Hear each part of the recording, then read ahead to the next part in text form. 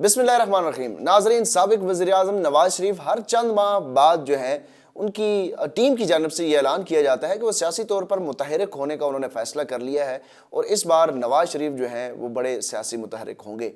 गुज़िश्ता रोज़ उनकी कोई सियासी उन्होंने कुछ एक्टिविटीज़ की हैं, बड़ी दिलचस्प एक्टिविटीज़ हैं और साबिक वज़ीर-ए-आज़म के तौर पर वो बड़ी अहमियत की हामिल हैं।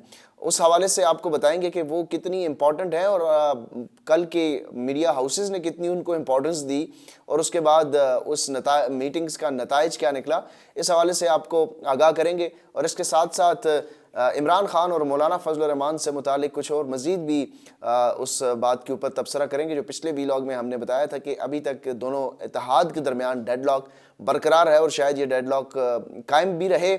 और तीसरी जो इम्पॉर्टेंट ख़बर है वो ये है कि पाकिस्तानियों के जो सबसे ज़्यादा पाकिस्तानियों को यूनाइट करने वाली एक चीज़ है इमरान खान के बाद, वो है क्रिकेट। उसमें भी एक बार फिर पाकिस्तान को बदतरीन शिकस्त हुई है।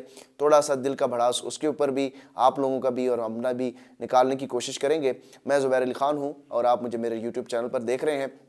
चैनल को सब्सक्राइब कीजिए और अपने फीडबैक से हमें आगाह करते रहें। सबसे पहले हस्ब मामूल जिस तरीके से आपका फीडबैक और उनके जो आपके कमेंट्स होते हैं उसमें जो इंटरेस्टिंग कमेंट्स हैं उसको ज़रूर शामिल करने की कोशिश करता हूं। और कल के व्लॉग के ऊपर आप लोगों ने ये ज़िक्र किया कि मौलाना फजल रहमान को अक्सरियत का ये जवाब था कि मौलाना फजल रहमान को जो स्टीयरिंग है गाड़ी का वो नहीं देना चाहिए। अलबत्ता अगर हुकूमत में शामिल करने की गुंजाइश है तो खैर है वो शामिल कर लेना चाहिए। तो ये बड़ी सेन एक बात है। मेरे ख़्याल है कि पाकिस्तान के अंदर ये सियासी शऊर इतना ज़बरदस्त तरीके से बेदार हुआ है जिसका क्रेडिट जो है वो सोशल मीडिया को जाता है, इमरान खान को जाता है कि लोग अब बड़े समझदार हो चुके हैं कि स्टीयरिंग ड्राइव नहीं देना, चले हुकूमत में शामिल कर ले और अगर हुकूमत मिल जाती है तो मामलात आगे बढ़ेंगे। खैर इसके ऊपर तो आगे चलकर बात करेंगे। सबसे पहले तो वो उस गुमनाम मीटिंग का हवाला आपको देते चलें कि जो मीटिंग बड़ी गुमनाम हुई है लेकिन उसका चर्चा मीडिया के ऊपर हो रहा है, अखबारात की शेयर सुर्खियाँ लगी हुई हैं, फ्रंट पेजेस के ऊपर बड़ी बड़ी ख़बरें लगी हुई हैं। और वो ये है कि नवाज़ शरीफ ने एक बार फिर कोई बयान दिया है और उन्होंने कहा है कि पाकिस्तान का अमन ख़राब करने वाले और साजिशी टोलों को कभी भी गुंजाइश नहीं मिलेगी। पाकिस्तान के जो तरक्की का सफ़र है वो जारी रहेगा। अच्छा, मैं ये सोच रहा था कि ये आप भी ये सोच रहे होंगे कि ये नवाज़ शरीफ साहब ने कहाँ बयान दिया है। जी, उन्होंने सियासी हिकमत अमली अब तब्दील कर ली है। अब वो जो है वो मुतहरक हो चुके हैं। पहले उन्होंने जाती उम्रा के अंदर जो है वो कुछ कारपेट और अपने लिए कोई ख़रीदारी करने में मसरूफ़ थे। आजकल वो अब उन्होंने सियासी तौर पर हिकमत अमली तब्दील करते हुए एक्टिव होने का फ़ैसला किया है। अब वो जाती उम्रा के जिस कमरे में पहले बैठा करते थे अब वो उस कमरे में नहीं बैठते बल्कि उससे दूसरे कमरे में बैठ जाते हैं और वहाँ पर लेकिन जो सियासी मशवरे वो करते हैं वो एक ही शख्स के साथ कर रहे हैं। और जो उनके स्पीच राइटर भी हैं, जो पहले सहाफ़ी थे, सहाफ़त का पेशा बनाकर हुक्मरानों की कुर्बत हासिल की और फिर उनके बाद जो है वो स्पीच राइटर बने और अब सेनेटर हैं, सेनेटर इरफान सिद्दीकी साहब।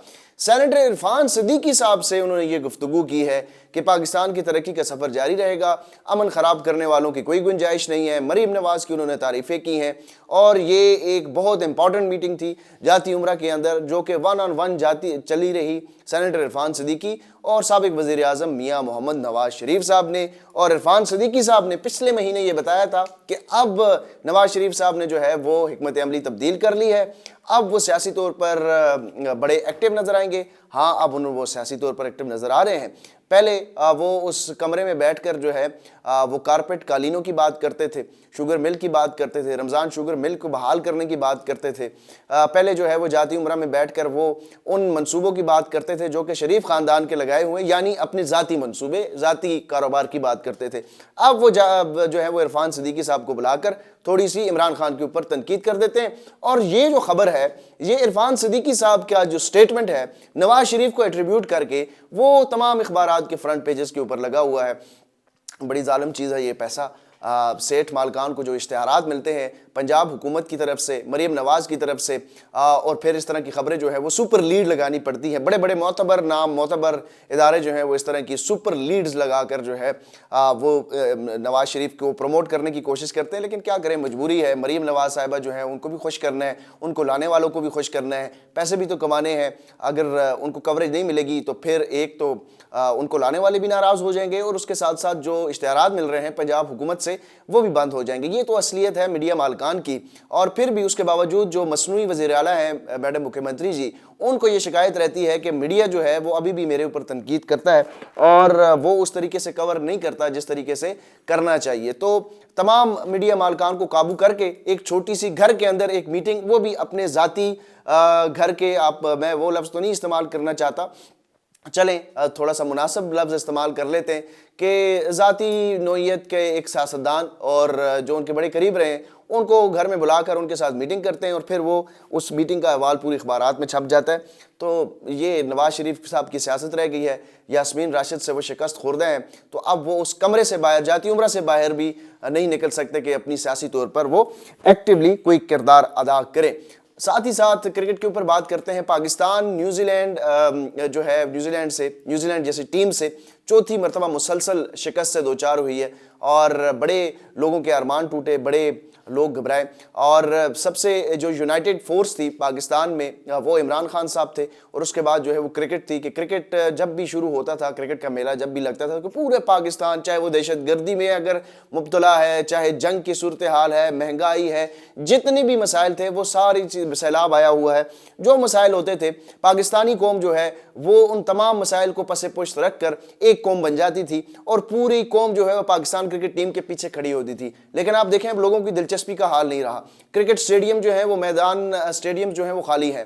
پاکستان میں یہ ایونٹ جو ہے وہ تقریباً 1996 کے بعد, یعنی 30 سال بعد جو ہے کوئی ایونٹ پاکستان میں آئی سی سی کا کوئی ایونٹ ہو رہا ہے, لیکن لوگوں کی دلچسپی کا کوئی نام نہیں ہے. آپ دیکھ لیں کراچی کے سٹیڈیم ابتدا میں خالی تھا, پھر جس طرح کی پرفارمنس رہی, پھر یہ سوشل میڈیا کے اوپر جس طرح کمپین چلائی جا رہی ہے, مطلب سوشل میڈیا کے اوپر لوگ لان تان کر رہے ہیں کہ ملک کی کیا صورتحال ہے اور لوگوں کو کرکٹ کی پڑی ہوئی ہے, لوگ کرکٹ میں دلچسپی رکھتے ہیں. لیکن یہ وہ فورس تھی جو کرکٹ ایسی چیز تھی جو پورے پاکستان کو, پوری قوم کو یونائٹ کر دیتی تھی, تمام سیاسی جتنی بھی تقسیم تھی اس کو ختم کر دیتی تھی. لیکن اب یہ کرکٹ بھی جو ہے وہ پاکستان کو یونائٹ کرنے میں ناکام ہو چکی ہے. اس کی وجہ یہ ہے کہ لوگ اصلیت جان چکے ہیں, لوگ سچ جانتے ہیں. انہوں نے کل جو ہے وہ آصف علی زرداری صاحب اپنی بیٹی کا ہاتھ تھام کر آئی سی سی کے ایونٹ کے افتتاح کرنے کے لیے آئے ہوئے تھے. جیسے بندہ کہے کہ انہوں نے پتہ نہیں کتنی سینچریاں ماری ہوئی ہیں, کتنی وکٹیں لی ہوئی ہیں. ہاں, انہوں نے 10% کے نام سے بڑی سینچریاں ماری ہوئی ہیں, 10% کمیشن کے نام کے بڑی سینچریاں ماری ہوئی ہیں. بیرون ملک جو ہے وہ بڑے بڑے انہوں نے محلات جو ہے وہ بنائے ہوئے ہیں, اس حوالے سے بڑی سینچریاں ماری ہوئی ہیں. لیکن کرکٹ کے جو لیجنڈز تھے وہ کل کے ایونٹ سے بالکل غائب نظر آ رہے تھے. ایک تو نحوست کا وہ منظر تھا کہ زرداری صاحب اور ان کی بیٹی جو ہے وہ اس چیز کا افتتاح کر رہی ہے, پھر دھواں چھوڑتے ہوئے, کرتب کرتے ہوئے یہ جہاز. مطلب پاکستان دنیا کو کیا رنگ دکھا رہا ہے کہ ہمارے پاس ہمارے جہاز جو ہیں وہ دھواں چھوڑنے والے جہاز بڑے زبردست کرتب دکھاتے ہیں. یہ جہاز ہمارے کب کام آئیں گے؟ اگر پاکستان میں دنیا کو یہ ایک سافٹ امیج دینے کا ایک موقع تھا جہاں پہ پاکستان کی ثقافت دکھائی جاتی, جہاں پہ پاکستان کا لوک ورثہ دکھایا جاتا ہے, جہاں پہ پاکستان کا کلچر دکھایا جاتا ہے, جہاں پہ پاکستان کی جو کرکٹنگ لیجنڈز ہیں ان کو دکھایا جاتا ہے. لیکن کیا کریں, اگر کرکٹنگ لیجنڈز دکھانے پڑتے تو پھر 1992 کا ورلڈ کپ ذکر نہ ہوتا. یہ کیسے ہوتا؟ 1992 کا ورلڈ کپ کا ذکر ہوتا تو پھر اس کے کپتان کا ذکر نہ ہوتا, تو پھر یہ ممکن نہیں تھا. تو وہ تمام اپنی ایک جو پریسٹیج تھی, جو اچیومنٹ تھی, وہ چھپانے کے لیے کہ بھئی عمران خان کہیں نظر نہ آ جائے, وہ پوری اچیومنٹ ان کو اگنور کرنی پڑی اور ایک بھونڈی سی کوشش ہی. محسن نقوی جیسے لوگوں نے جو ہے وہ تصویریں اور فوٹو شوٹ تو بنایا, زرداری صاحب نے کر لیا.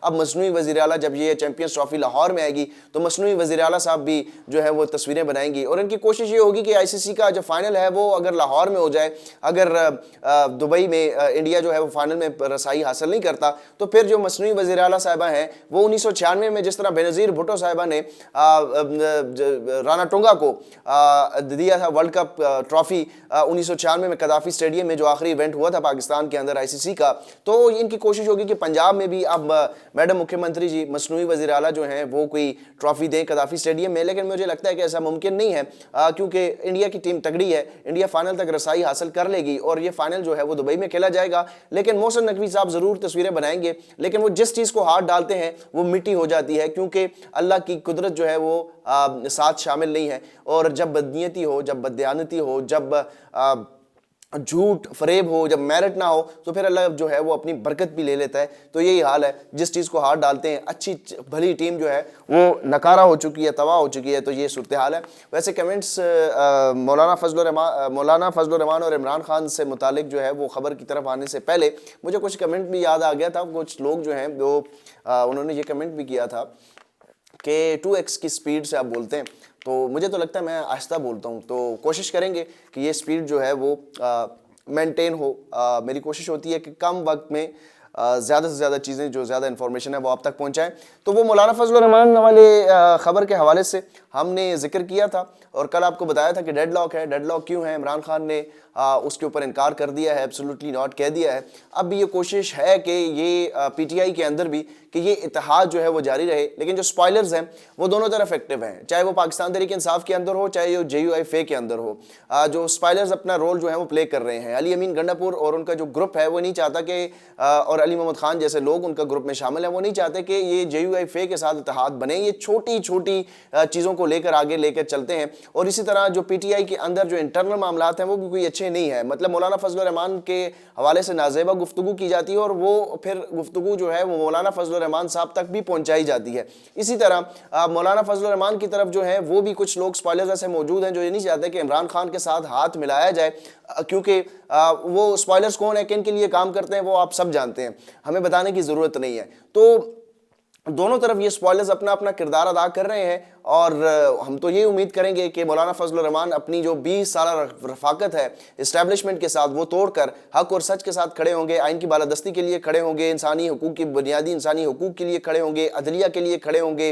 वो इस वक्त जो धांधली हुई है उसके खिलाफ खड़े होंगे, चाहे वो खैबर पख्तूनख्वा में, बलूचिस्तान में, पंजाब में, जहाँ कहीं भी हुई है वो उसके खिलाफ खड़े होंगे। वो इन छोटे छोटे इशूज से बालातर होकर सामने आएंगे, अवाम की बात करेंगे, ना कि अली गंडापुर का बहाना बनाएंगे, ना कि स्पॉयलर्स की तरफ देखेंगे, क्योंकि स्पॉयलर्स दोनों तरफ है। वो नहीं चाहते कि ये इत्तेहाद बने और इत्तेहाद में चीज़ें आगे बढ़ें।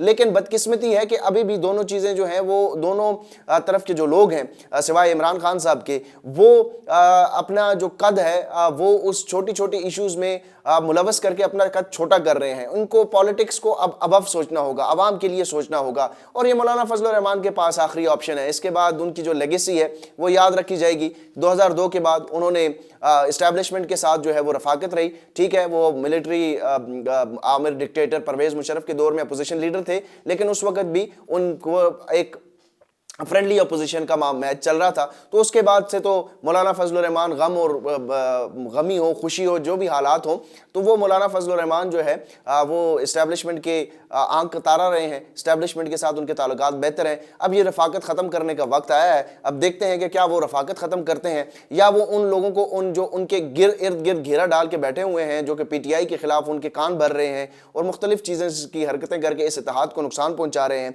उनका एक काम आएंगे और दबाव उनके ऊपर उसी तरह जारी रहेगा और वो इस अपोजिशन को तकसीम करने में अपना किरदार अदा कर लेंगे। तो फिर उनको हम ये हक बजानब होंगे कि JUIF को भी, जिस तरह हम जमात इस्लामी को कहते हैं कि ये इस्टेब्लिशमेंट की बी टीम है, हम JUIF को भी कहेंगे कि ये इस्टेब्लिशमेंट की बी टीम है। लेकिन अभी हम इस नतीजे पर नहीं पहुंचे। हमें वक्त देना चाहिए, पूरी कौम को वक्त देना चाहिए और ये मुतालबा करना चाहिए कि आप हक के साथ, आइन के साथ, अदलिया की बहाली के लिए खड़े हों। अकेले खड़े हो जाएं, लेकिन खड़े होना बहुत ज़रूरी है, क्योंकि कौम आपकी तरफ देख रही है। इस वक्त जो कौम के लिए लीडर बनकर सामने आएगा, पूरी कौम उसके पीछे खड़े हो जाएगी। अगले व्लॉग में तक मुझे इजाज़त दीजिए। अपना ढेर सारा ख्याल रखिएगा। अल्लाह हाफ़िज़।